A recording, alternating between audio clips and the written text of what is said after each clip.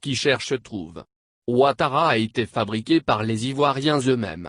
Tellement ils voulaient le pouvoir qu'ils se sont alliés à lui tant que cela les arrangeait. Les Babo, Bédié, Soro, Dankan, Mabri, Tano, Bensoumaoro, Beyo, et Setra, et Setera. Ils ont tous fait la sorcellerie les uns contre les autres. Aujourd'hui Alassane en a eu le dessus grâce à un grand coup de main de Sarkozy et en complicité avec des Ivoiriens. Il ne quittera pas le pouvoir de lui-même. Il faut l'y contraindre or il n'y a personne en face et il le sait. Les dés sont jetés et c'est vraiment bouclé, calé et géré d'après Ahmed Bakayoko. Le peuple de Côte d'Ivoire ne descendra pas dans les rues de peur d'être tué par les hommes armés de Ouattara.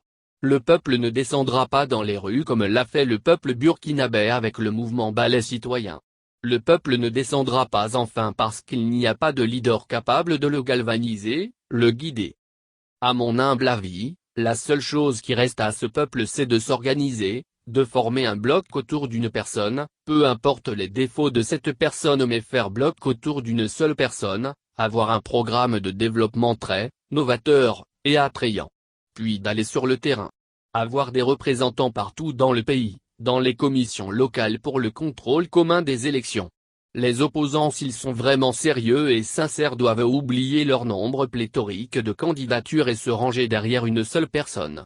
L'électorat de Ouattara s'est émietté du nord au sud, de l'ouest au centre et à l'est car il a créé beaucoup de frustrés partout.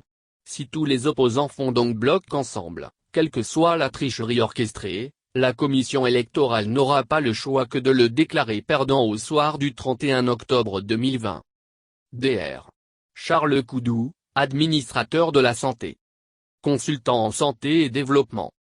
Président de Conscience nationale pour le développement, société civile.